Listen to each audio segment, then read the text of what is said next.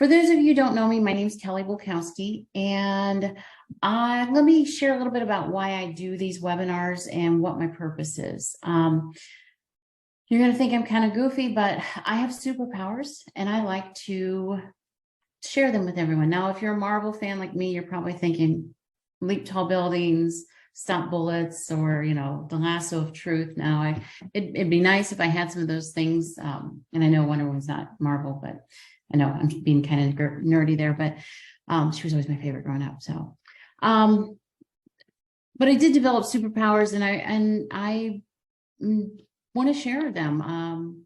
Give you a clearer picture of what I'm talking about. It was probably about 1997. My kids were about 1 and 3, and I realized the financial swirl that my family was in financially.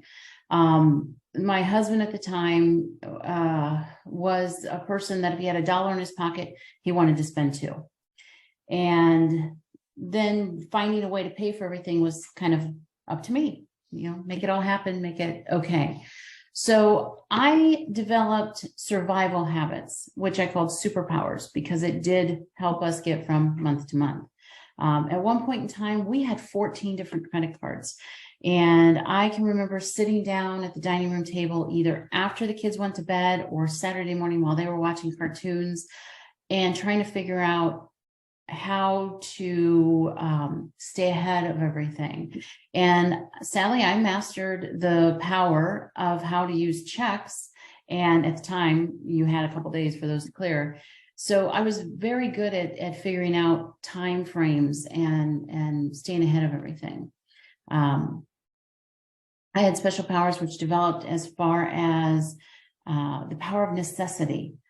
I could, from memory, tell you what things cost at the grocery store and which store to get what at so that I could make every dollar count.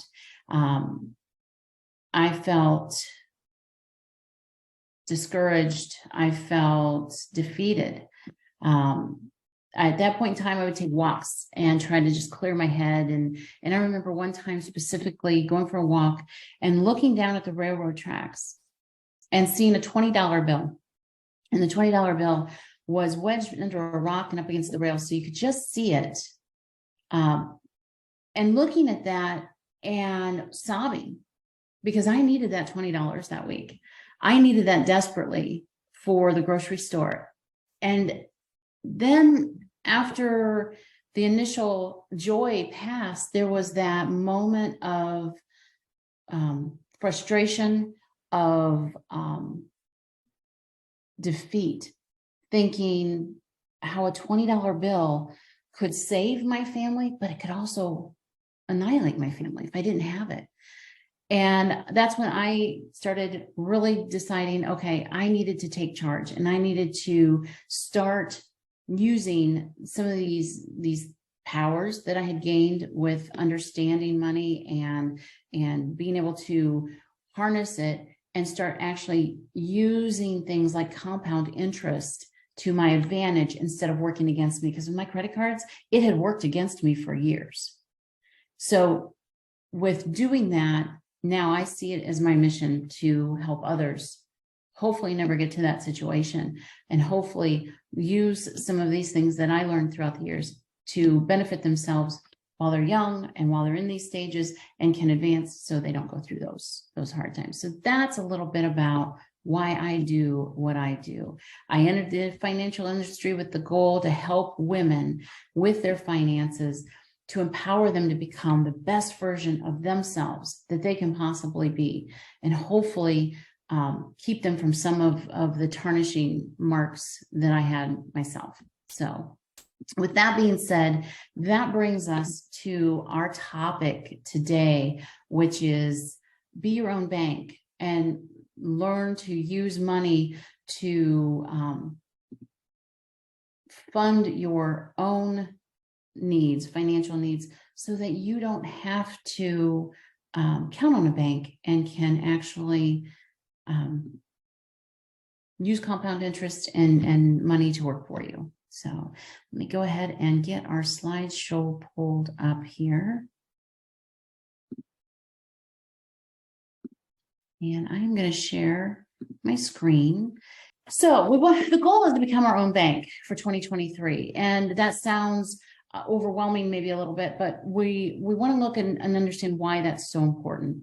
When we are talking about being our own bank, we're going to look at first some of the expenses that people have incurred and how inflation has affected those things. When we look at housing, for instance, when we look at what a house cost back in, well, let's start with income. Let's start with income because actually nothing can be purchased without income. In 1968, if you were making a good income, the average income was about $7,000. Now, if we look at that income and we adjust it for inflation, today that same income would be about $56,950. Skipping forward into year 1998, 36,000 is what the average income was. So it's about 63. And even though you can see that these numbers look dramatically different as inflation has gone by, this column has not changed a whole lot. So then we look at 2022, an average income is about $70,000. So with that in mind, let's take a look at our next slide. And we're going to look at the average price of a home. When we are looking at the average price, now I gathered this information from gobankingrates.com. 1968, the average home, traditional family home, was about $24,000. Adjusted with inflation, that had been about $173,000 home. By 1998, $152,000 home was about $228,000. And I just took snippets of time that would kind of reflect whoever was kind of tuning in. We've got either your parents, your grandparents, or your own kind of time frame there when you bought a house or looking for a home. And that's kind of what I wanted to compare, because ladies, we're coming from all different generations here, and we're all different kind of points in life. But a home now in 2022 is over $400,000. This is for the average home. These costs are taking the median cost and adjusting for the inflation. I was talking to a girl the other day, and she was talking about the fact that her parents' home in this block was $188,000 when they bought it. And she was raised there, loves the neighborhood, feels good about the neighborhood, would love to buy a house. She's now through college and would love to start looking for a house herself. But the same neighborhood, in order to get a home in that neighborhood, she's looking at needing $600,000 to $700,000. For just starting out, that's a crazy amount of money to think of being able to start your home, to start your family, and get things going. Next, education. This has been a huge topic and is a hot topic right now for so many. And I think there are people who don't understand the difference and why this is so important to millennials. The average price for public college, and 4 years ago, or for a 4-year public college tuition in 1968 was $321. Now, these numbers do not include room and board. They are only the tuition and the fees. So $321 for a private college, it was $1,400. By 98, it's $3,228 to almost $14,000. And if we look at 2019, it's saying for the public 4-year college, it was $9,000. For the private, it was over $32,000. Now that's only 1 year, and these are averages nationwide. So debt to go to school over the last 20 years in a public institution has risen over 179%. Since 1990, the average tuition and fee rate has increased by 130 with the inflation adjustment. And these numbers come from the educationdata.org. Now, that raises, if you are old enough to remember going to school prior to 1968, there were actually public schools, public universities that were no cost because they wanted people to have the opportunity to get an education and start their education process. When we compare that to grandparents, parents, depending on the age groups, the cost for school compared to what it is now for millennial and beyond, you're starting in debt so far that you have a huge debt to pay off. So working and going to school and paying off all your debt as you go is not really an option like it was back in 1968 and in the 90s, 1990, 1998. So yeah, it's definitely something that needs to be looked at and addressed, and has to be conscious of mind when you're trying to plan what the next step is. Which brings me to lifetime income and just kind of understanding what does that picture look like on average. I went to the Bureau of Labor Statistics and I got an income allocation pie chart, because it's easy to say, well, yeah, I've got money and it goes here, it goes there, but how does that all reflect? And that's what I wanted to kind of I'm a visual person, so I like to have charts and graphs and kind of make a little more sense. If we look at this pie chart, we can see that 40% of your lifetime income is going to go towards taxes. Now, that's not just income tax. That is taxes on gas, income taxes, grocery store, major purchases. All of these taxes add up. And that's money that's lost. That's money that once it's gone, there's no recovering it. About 25% of our income goes for our lifestyle, and that's to protect your good lifestyle, to protect your norm. 25% goes towards debt. And I want to make sure that that's not viewed as a negative. When I say debt, yeah, there is negative debt. Don't get me wrong. We went out, we charged way too much on our charge card. We knew we shouldn't have, but we did. But that 25% is not all that. It's including the necessary debt that you need in order to support that lifestyle, to bring that lifestyle to the next level. That is your student loans, your car loans, medical bill loans, medical bills that you have to pay back. So that 25% is not, don't automatically think that's a negative. That can also be all the positives that we have to support the lifestyle in a different way. And then there's 10%, which is the savings. And most of my clients, they do their best to have at least some type of savings going. And if they've got a 401k, it's a little easier. If they've got a savings account that they have automatically just been funding for an emergency fund, it's kind of there. But normally about 10% can go into savings. And where the downfall happens is a lot of people, when they start trying to figure out how to take control of their finances, they automatically try to think, okay, well, if I take that 10% and I do something with it, that maybe I can boost those numbers. You can talk to people all day long who are going to tell you, oh, yes, if you invest that this way, or if you finance that this way, you could maybe increase those numbers. But we want safe money options. Those conversations are great conversations to have if you have some extra funds that you're okay with losing. And I know that sounds a bit harsh, but I'll be honest. My dad always told me growing up, investment money is money that you're okay with losing, but you'd like to get a return on. And if you have that, then there are some fantastic options that way, as far as like stock and mutual funds and those types of things. But if you're looking to try and take control in a safe way and manage, then we need to look at maybe some other options that you can start taking control of your finances in a little different way. Maybe trim some of this amount that goes towards taxes, or trim some of this amount that's going towards debt. And that's where we're talking about controlling that compound interest instead of paying it to someone else, because once you pay it to them, it's gone. Putting that back in your own pocket. So with that, I want to stop sharing this, and we're going to actually go into another screen here. There we go.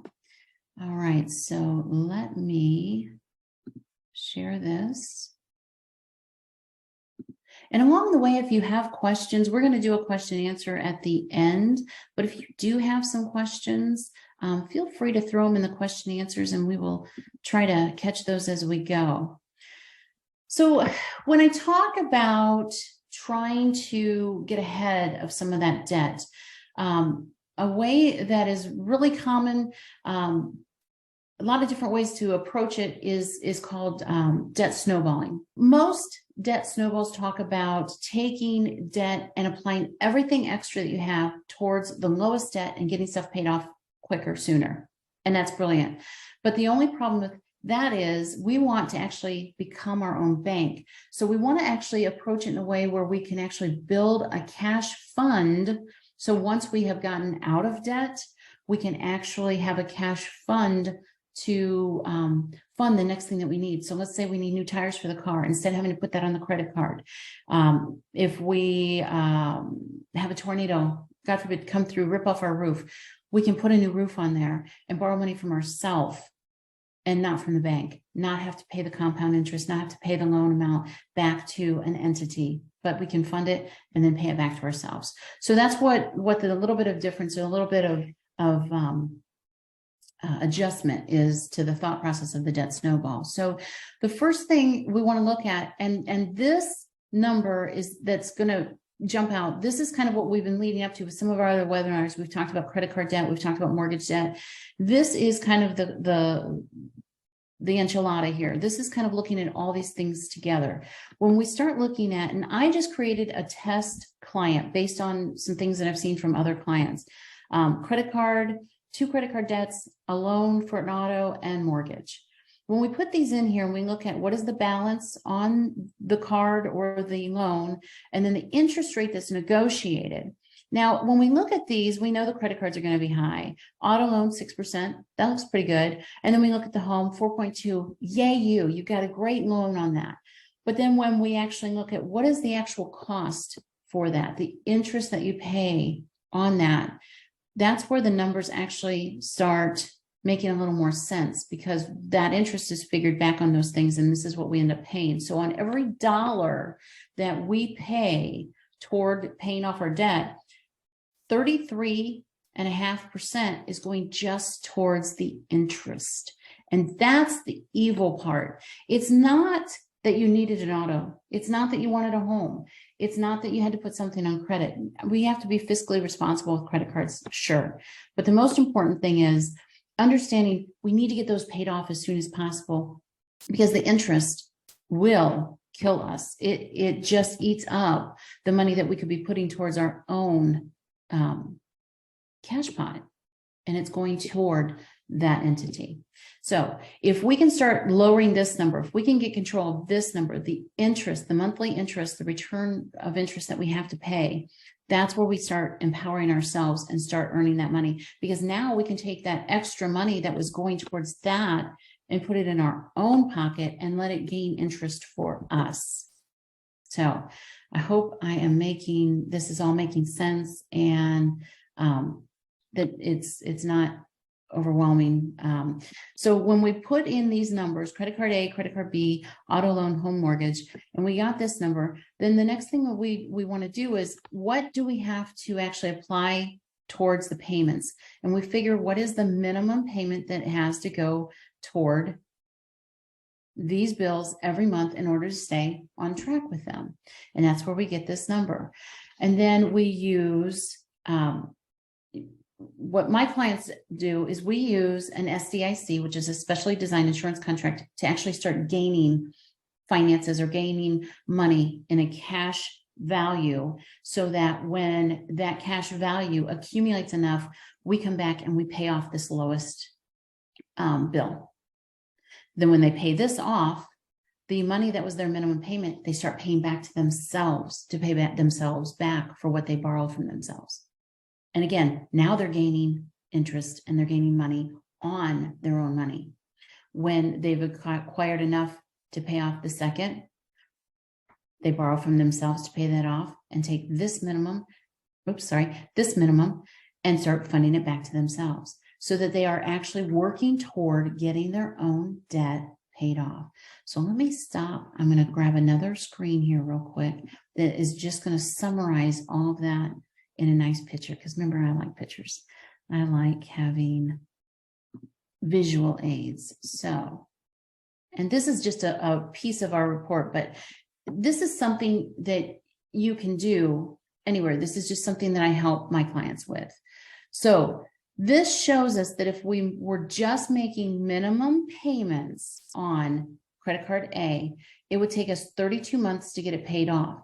If we set it up and build the money up and borrow from ourselves, we could actually have it paid off in 11 months and save $537 in interest.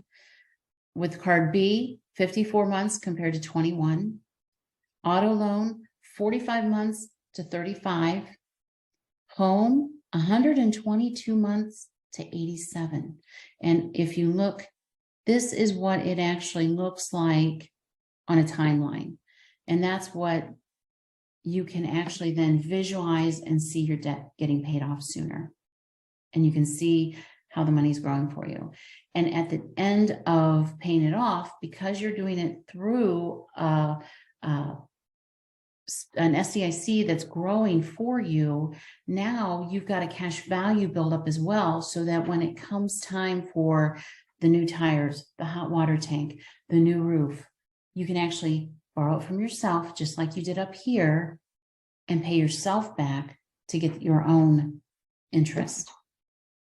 So I know that was a lot of information, and I hope that it made some sense. I'm going to share my screen again real quick.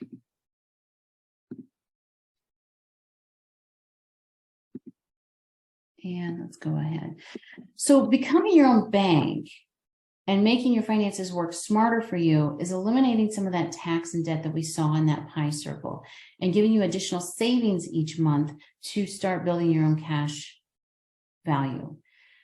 We prevent the interest on the monthly payments and hold you back from getting out of debt.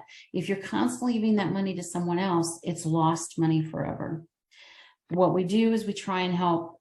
It's important to develop a plan that it's going to eliminate debt while you become debt-free, but also gives you that option in the future not to go back in debt, not to have to create debt again, to put yourself right back into that situation of now I've got to dig myself back out of debt. So, questions? Okay. Mary, you had asked the SDIC. It's a specially designed insurance contract. And what it does is it has a guaranteed growth to it, but then it also collects dividends. So it's able to grow at 1%, and then with the dividends also grow, so that you are actually building that cash value tax-free. Okay. Great question, Shelley. Would or should we include student loans in the debt-free? That's a fantastic question. And I actually have clients who have, when we initially did this, we did put their student loans in. And then with some of the things that have been happening here as of late, student loans have been frozen for a while with COVID. And then there's actually the possibility of some of the debt forgiveness for the loans. We've actually had most clients opt not to put those student loans in until we figure out what's going to go, because we, A, don't know exactly what their payback is going to be. And B, they're not paying on them right now anyway. So we want everything in the program in your plan. I guess here's the best way. Everything in your plan should always be functioning at the time. If we have debts that might come up, for instance, we know we may buy a car. That's something that can be added in when it's a variable that actually affects our chart. But at this point, it's a should be happening in the future. So we'll tweak as we need. This is something that can be tweaked as you go along. I hope that answers that question. Mary, great question. How do you acquire an SDIC? SDICs, that's something that my team actually, that's what we do. We actually help people when we're going through and helping people with this program. That's something I help with. I help all my clients with those. So if that's something that you personally would like to look at the numbers for yourself, reach out and schedule something and we can help with that. Be happy to help you look at it and see if it's something that might benefit you. Another question that we had, how do you borrow from yourself, and are there stipulations on what you borrow for?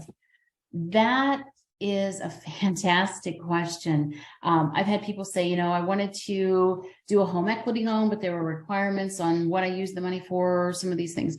No, this is your money. This is an account that you are building a cash value for yourself. I had a client call me the other day and say, hey, we want to do, with COVID, we haven't seen family, we haven't done this stuff. We'd actually like to build into our program a family vacation. And we'd like to borrow X amount of dollars and put that in to borrow from ourselves and then pay it back to ourselves. Can we do that? Of course you can. Of course you can. Because it is your money. There's no one going to say, oh, no, that's a want, or that's a need, not a want. We're not going to do that. And kind of the joke there is, when my kids were growing up, when they would say, Mommy, can I have? It was always, is it a need or is it a want? And then we had to have that discussion, trying to teach responsibility, you know, all the funs of being a parent, right? Let's see, what other questions? And I hope that made sense. If that raises more questions on the if there are stipulations of that, please throw it in the question and answer, and I'll be happy to grab that one. Oh, yes. Another great question. The student loans, or the college tuition, when we were looking at that screen, those numbers did look low. And those numbers were actually gained from, I think I shared that information, but let me hop back there. From educationdata.org had provided those, and those numbers did seem a little low, but it was because if you actually click into their site, what they talk about, it's nationwide. So when you looked nationwide, they were accurate, but when you actually kind of look in certain areas, they did seem a little low. So great question though. Thank you for asking that. Any other questions, thoughts?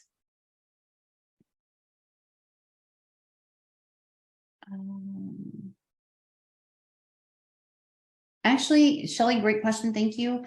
You can, there's going to be some links you can go into our webpage and schedule something if you'd like to schedule an appointment, or if you'd like to chat further, please feel free to do that. This is what we help people with all day long. So I would love to do a 15-minute chat and just kind of get to know you a little bit and see if we can help. And my calendar link should be available too. Let's see. Fantastic. And then we shared in the chat, we have a free gift we would love to share with all of you. So if you want to click on that and hop in and take a look at that, that is something that might help out a little bit as well. We hope that you will join us in January on the 25th for our next webinar. We are going to be joined by Stephanie Schutt-Steinke. She's a CPA, and we're going to talk a little bit about taxes and what you need to know to file. When do I file? When do I need an accountant? When do I need to make that leap from doing them myself to having someone help? What are some things that might benefit me if I knew, to get a higher return, to get better return on that, or pay less? So can't wait to talk with her. She's actually a fantastic accountant, wonderful woman, and good friend of mine. And super excited to get that opportunity to share some time with her in January on the 25th at our webinar. Let's see. Brianna, yes, that is a website that people can jump on and schedule some time if they'd like, and we can chat one-on-one. Would love to do that. Any additional questions? I know we're wrapping up slightly early today, but I figure everybody's probably got a wee bit of stuff to do. So any additional questions, thoughts?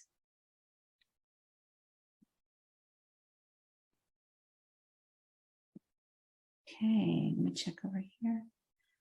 Looks like we've answered all the questions. Okay, I think we have answered all the questions. So I thank you so much for joining us, and I hope to see you in January, and wish you all well and have a great day. Be golden.